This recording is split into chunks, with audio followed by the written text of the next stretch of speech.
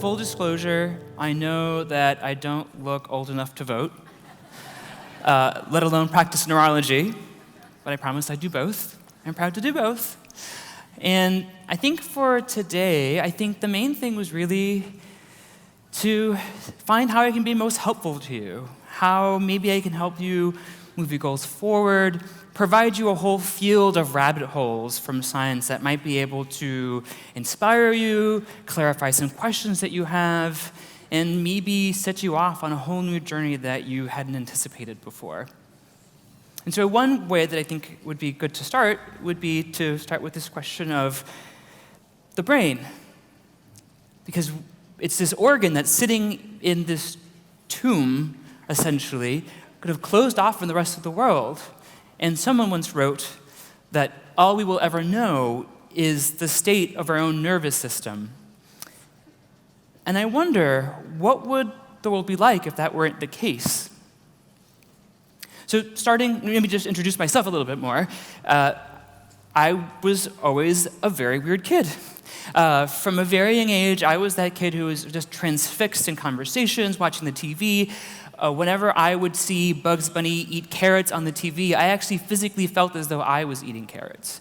If I saw Wile E. Coyote get hit by a truck, I felt like I was hit by a truck.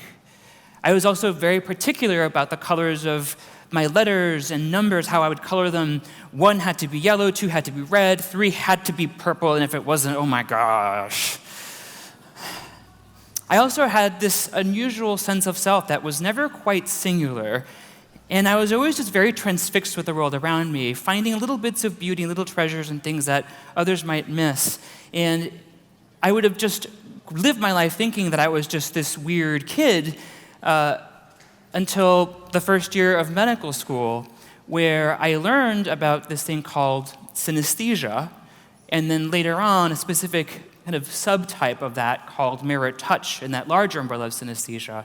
And I'll describe a little bit more about that, but mirror touch specifically, I think the easiest way to explain what that is to say that what I see somebody else feel, physically, emotionally, my brain makes me literally feel that too. It's kind of like, if I see someone with a headache, my body makes me feel like I have a headache. If I see someone with morning sickness, I feel like I have morning sickness. If I see someone gasping for air, I feel like I'm gasping for air. And that's just been my reality for as long as I can remember. And it really is my brain automatically trying to recreate the experience of the other as best as it can based off of memories, past experiences, and context. In a way, it's kind of like my brain is categorizing you and I as the same person. And as a neurologist, to me, that means that I get to be more likely to connect with the patients, the people around me, at a deeper level, and in a way that can impact how we provide care, but also how we connect as people in both pleasure and pain. I can give you a quick little story of one of the moments that really struck me was actually my first time in the hospital as a medical student. I was with the supervising doctor, and we had just had a wonderful day, just rounding all the patients, and everything seemed perfect. And as we were sitting down reviewing the cases, a code blue alarm goes off. It's just a loud blaring, it usually means there's a cardiac arrest nearby. And they tell you where it is, and it turns out that the cardiac arrest was right around the corner in the waiting room. And so I see the supervising doctor just run out the door on instinct, and I'm running after the supervising doctor, and I'm the medical student, and I'm excited. I'm like, okay, this is my moment. I'm going to be the medical student. I'm going to be so useful. I'm going to learn so much. And we walked into the waiting room. I remember seeing this man on the floor and immediately feeling the sensation of linoleum on my back. As he's receiving chest compressions on his chest, I feel as though I'm getting chest compressions on my chest. As they slide a breathing tube down his throat, I feel a sharp object sliding down my throat. And after about 20 minutes, he's declared dead. And at that moment, I felt this hollow silence. I had to will myself to breathe. I got sick to my stomach. I ran out of the room, went to the nearby private bathroom, and I just threw up. I splashed water in my face and I looked at myself in the mirror and just reminded myself, I'm me, I'm not dead, I'm not the person that has died here, but it felt so real. And at that moment, I knew that if I was going to be the best doctor that I could be for the patients that I saw, that I would have to figure a way around this.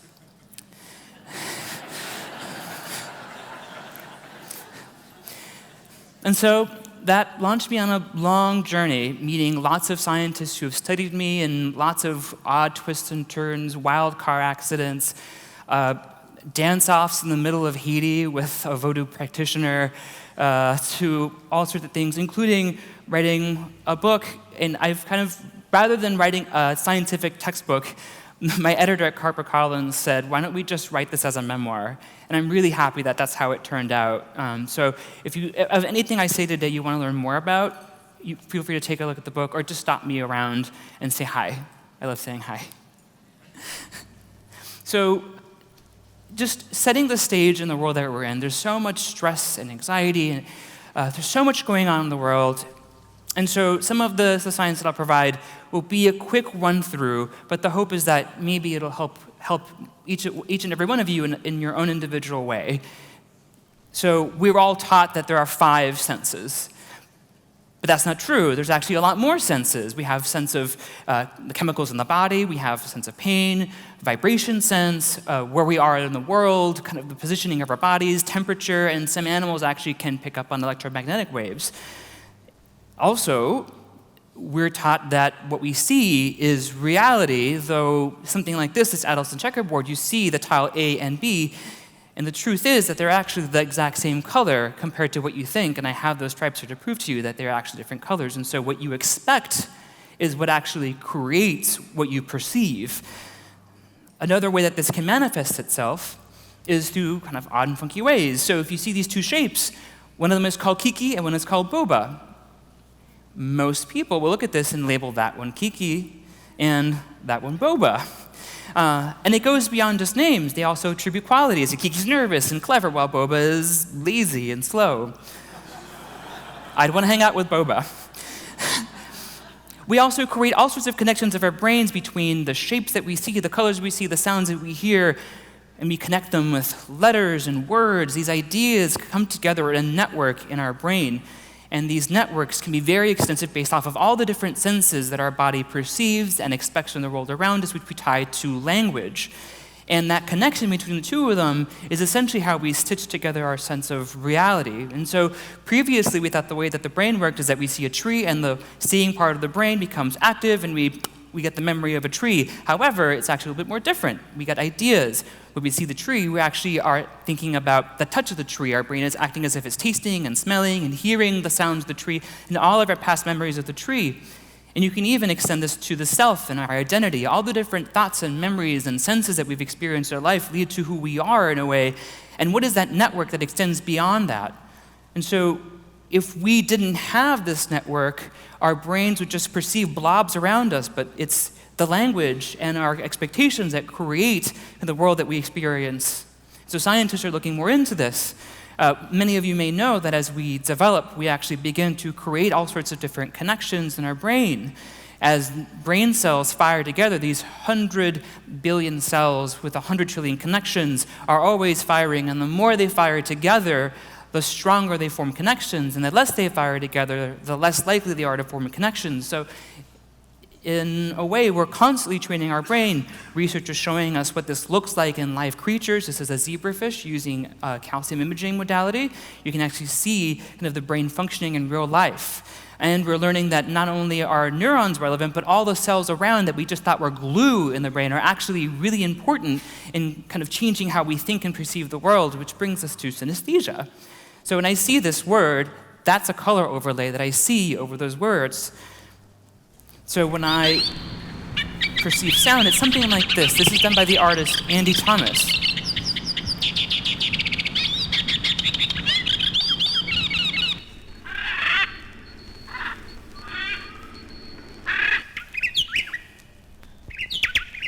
And the definitions of synesthesia can sound complicated, but really the senses are blurred together.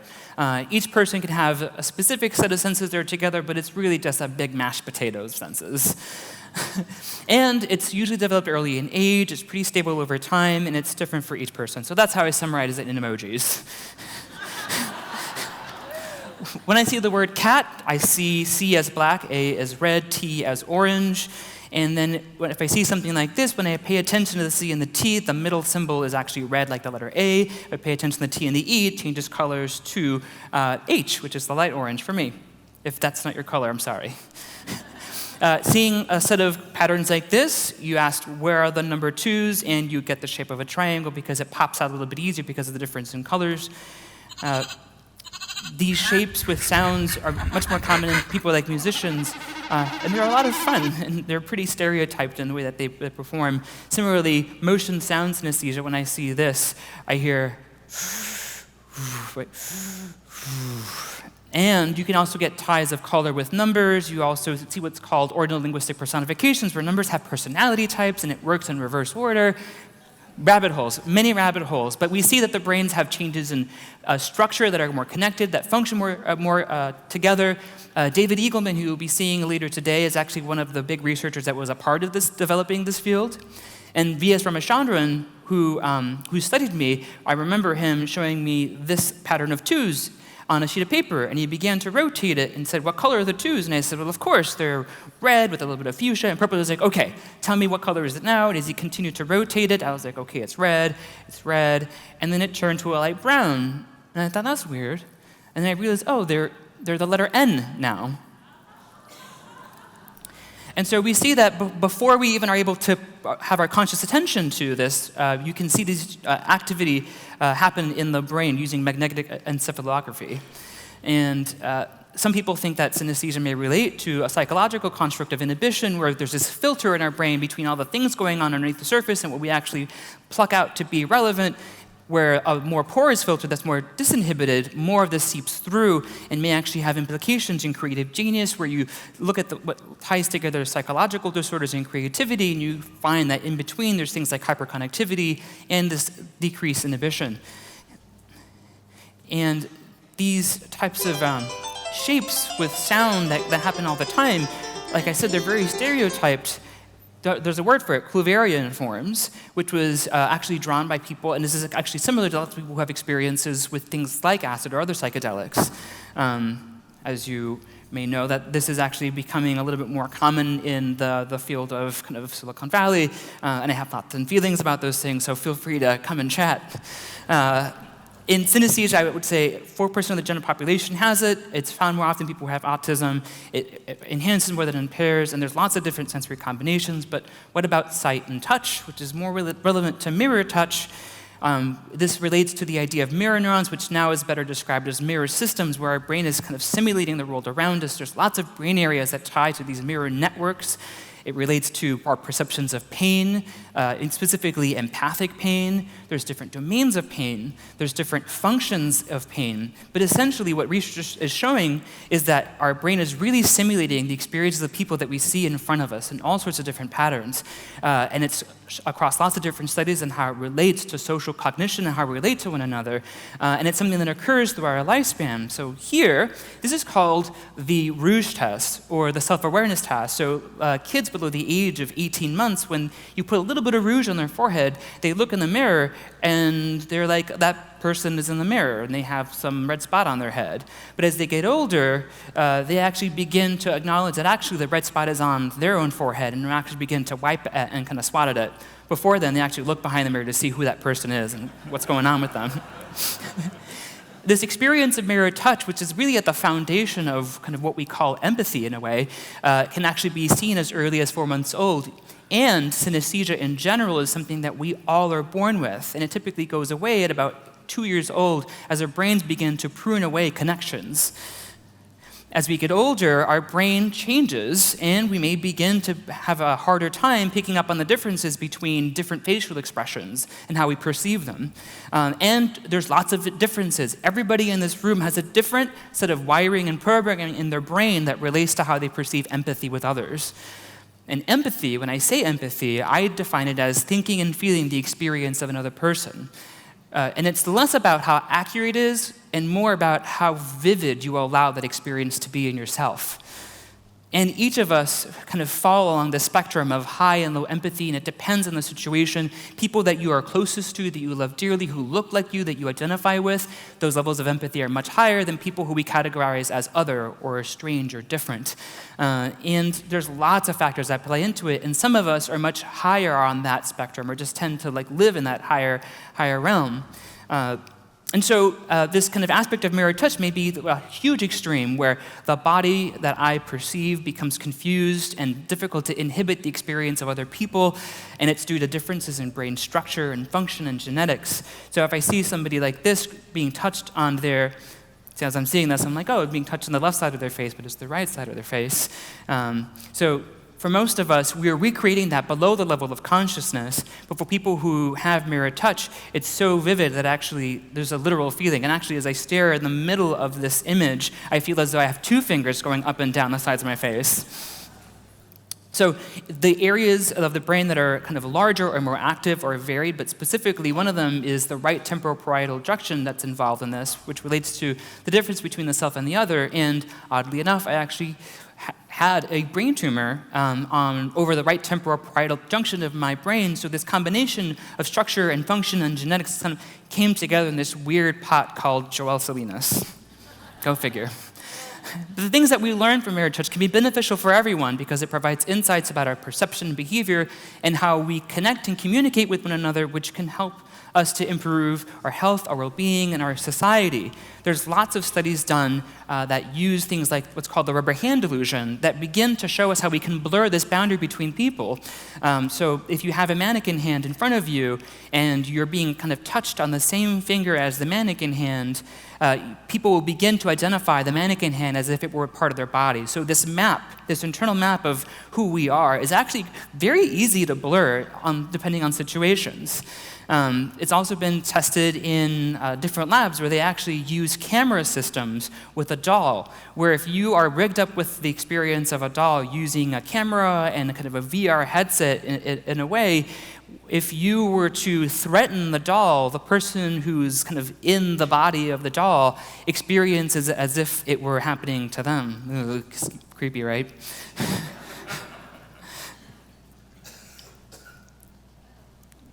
So it's similar to the rubber hand illusion. Similarly, we can learn about how we react physically to the distress of others and why we might actually decide to turn away from someone's distress as opposed to actually taking a breath and making the decision to do something about it. Similarly, for people who have a hard time managing their empathy, there are ways to train that so that way they can actually learn how to set boundaries so that way they can have compassion in a way that won't let them burn out.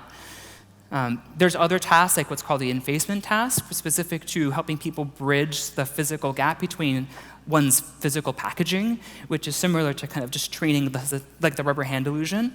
This has also been applied in VR, where you're actually literally kind of put in the skin of another person and kind of looking at yourself in the mirror, you find that people afterwards will have more positive thoughts towards groups that they would have considered to be other. And the lowest tech is meditation. More specifically, compassion meditation has been studied where if you are thinking about kind of this connection with others for half an hour a day for 2 weeks, there's actual brain changes that are tied to increased levels of altruism and a greater likelihood of being able to feel a sense of reward and just thought of helping other people. And these types of interventions are used in medicine and in other areas, but you see that there's an increase in compassion and empathy in others. And so the future of this is really getting a better sense of mechanisms and overlaps and really kind of fleshing all of this out, which brings us back to this idea, if all we will ever know is the state of our own nervous system, what we're learning is that, and similar to what Krista Tippett says, is that the question of what it means to be human is becoming more and more inextricable from what it means, what I mean, what you mean, to each other. And so I'm reminded of this art piece by Ligia Pape. It's called The Divisor. And I feel like, in a way, this is kind of what we're moving towards. It's a greater sense of individuality and connectivity simultaneously so that as we walk around the conference today, that you will experience others similar to these two identical twin girls just get to know each other for the first time, two brains interacting. Thank you so much.